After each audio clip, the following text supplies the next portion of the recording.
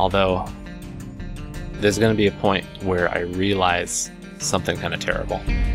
Right here. Justice is just wandering around right over there to where they're coming in. You know, my little puppies that I just bought. One of them's going right to his death. So I was panicking, trying to figure out where can I set it so that they only stay in a certain area. That was for the colonists, and then I realized, oh, right here, animals. Okay, so I can set the animal area. Go to the zone, /area, go to expand allowed area, click animal area, yep. And then I thought, okay, I'll just let them have free roam of the house. Yeah, that way they can still get some food if they need to. They can go in the fridge and get food, but they can still fart around the house and their beds are there. Send them there. Okay, great. And at that point I realized Olive is pregnant when I saw that right there. So then I'm like screaming at Justice because he's going over there and he's getting aimed at. And I'm like, Justice! Justice, what are you doing? Justice, go back! And he's not going back. And I'm like trying to force him to. I'm like clicking and everything, and he's not doing anything. He's just wandering around, being an idiot. And then I'm screaming at this point because he's getting shot. And now there's someone coming with a club. And I'm like, oh god, girls, go! Save your doggy! You already lost Lunatic! Don't lose another one! And then Olive is running over there as she's pregnant. Now I'm really freaking out because I'm gonna lose Justice, I'm gonna lose Olive and her unborn child, and also the three girls are now out of their really protected area and they're just off in the woods. And you've got Olive there right in the line of fire. But we took him down. Olive's still up and she's just been bruised, so she's okay. No aborted pregnancy, no miscarriage. And then at this point the last of them is running away and I'm like, no, you're not getting away, no! So I'm like, Lumi, chase him down. And she does. Here she goes. I'm like, get him, one more! And I was really worried I was going to hit that panther. But in the end, we got him. Which also means that he dropped a sniper rifle, which is going to come in handy probably later on. So we got to rescue our doggy. Luckily Justice survived. Olive's already going to lay down. Now I can put in the beds in the prison. Well, the beds, I say, but really just the sleeping spots. Eventually I'm going to go back to the prison and fix that up quite a bit more. But, you know, they're prisoners, they don't need that much. Then Gizmo and Feral. These two shitheads gave me so much trouble. And you'll see as it's going on. Ugh, God, I really hated these assholes. So here I'm checking on the health of my puppy. Luckily there were no like bleeding problems or anything. He was just really badly bruised. So just bandage him up, let him rest a while and he'll be fine. Everything turned out much better than expected. And his disease is starting to get better. He went from having two extremes to an extreme and a major, so his immunity is starting to really affect him. It's taken back his body from the disease. Now for some reason they keep wanting to put prisoners in here, so Sparkles dumps Gizmo right there. And I'm trying to figure out how I can force them to go to the other one. So I was like, well, maybe if I just delete the bed. But I didn't. Even though I just saw her put down Gizmo, I forgot that there was also a bed underneath him. So, of course, that room is still considered for prisoners. And I'm just trying to figure things out here, and not succeeding. I'm not good at figuring things out, I guess. I'm perplexed. And at that point I realized Val, who I've now claimed as my own, even though he's not mine, has both the pyromaniac and the psychopath trait. And so I'm just like, no, no, no. We already have one person who loses her mind. Now we've got not only a pyromaniac, but also a psychopath. So what's he gonna do? Is he gonna like light the place on fire and then like cut people's limbs off or something? Human centipede the girls? But at the same time, I'm like, well, I did promise that if he survived, he was with us. So he's with us no matter what. It's just gonna make for some very interesting stories later on, I'm sure. I think I realized at that point that there were 2 beds in there. But he was still hurt, so I didn't want to take away the bed.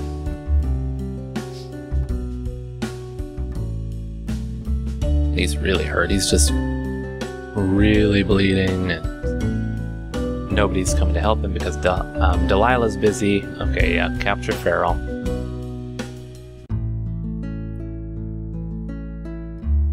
Okay, here comes Delilah. So she'll slap a tourniquet on it and stop all the bleeding. Gizmo, God, I'm so annoyed by this guy. You're gonna see. Like, my entire attention was focused on Gizmo and Feral at one point.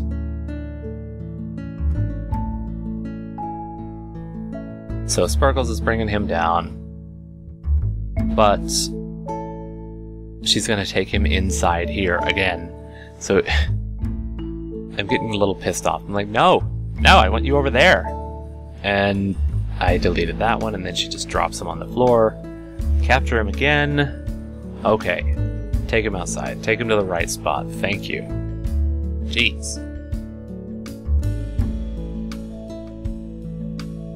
And then it brings up the drug addiction tooltips because, of course, Feral is addicted to tobacco, which will also come into play a little bit later.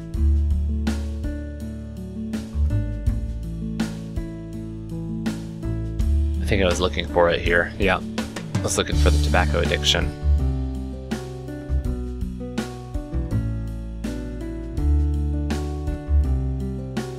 So now Delilah's going to take care of him. I'm also checking out his immunity again, checking out Val's immunity. He's doing okay.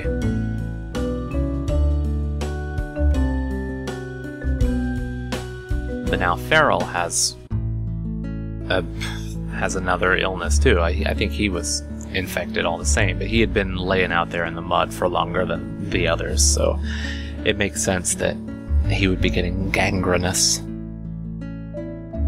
Lumi decided to move Val over, so good job on her.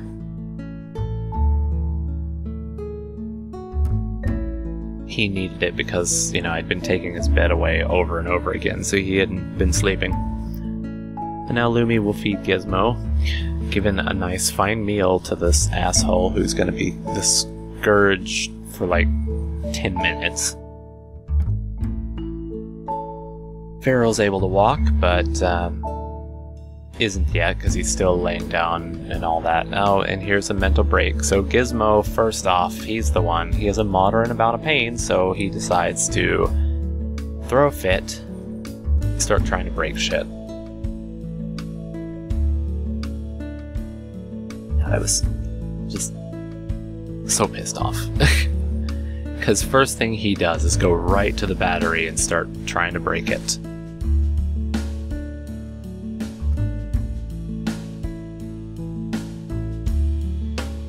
Yeah, see? 52%. And I'm paused because I'm like, can someone just go and capture him?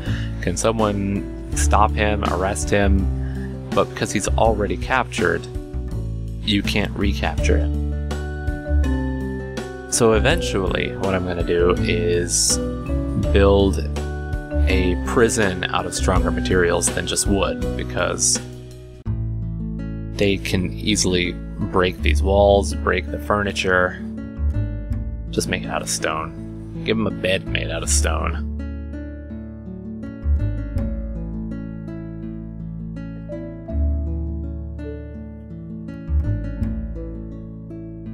And he just continues hitting the walls, causing problems.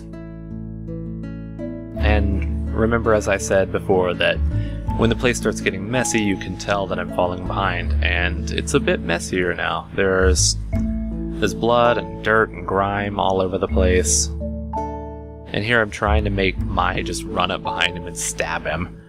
And no, she won't. He's captured, so she won't do anything else. But at least I can make her repair the battery, so if he tries to hit it again, it's not going to burst into flames, because that would have been the worst. We would have had another fire on our hands in the wooden part of the building. So Gizmo finally broke 2 shelves and decided he was done.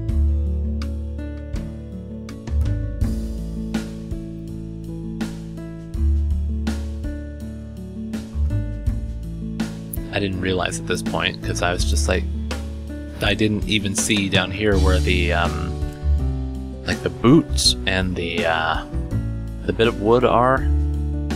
Didn't even think that there was another shelf there that had been taken out.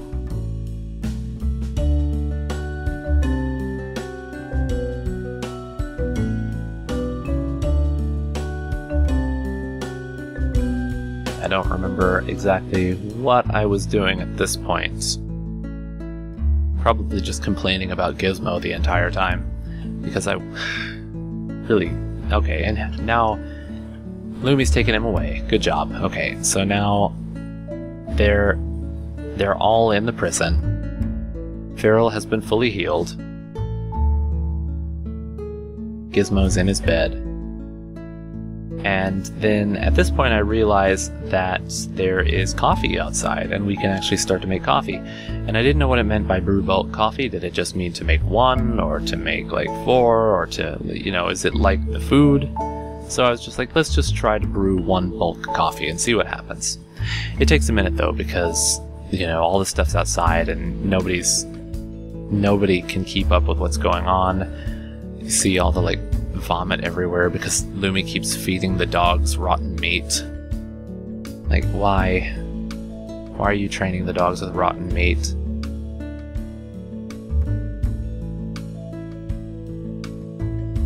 And of course, Lumi is a break risk. Mai is an even greater one. I don't remember what was wrong with her exactly. I think it might have just been her muscle parasites, because they cause her... Oh yeah, and also the innocent prisoners died. That kind of caused problems. Well, we tried, but we did not succeed. And also she needed some pants or something. So I put in the list, make pants, make a shirt, but of course it's going to be a little while, because here I think she was listed as naked, but somebody else is naked either way.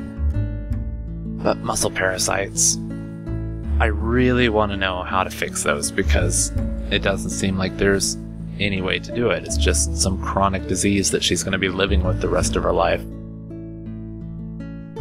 It's got to be some kind of like glitter world medicine or something. I don't know. If anyone out there plays Rimworld and knows what to do about the muscle parasites, let me know.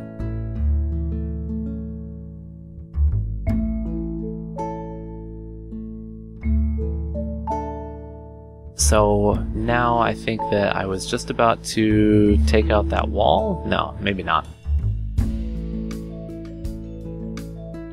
What was I looking at here?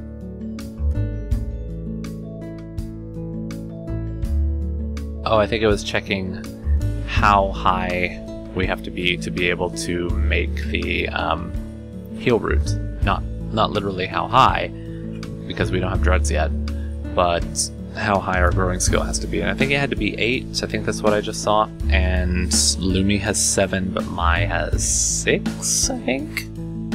So still a little bit. They need a bit more practice before we'll be able to move into healing drugs. And then maybe even more before we can move into drugs.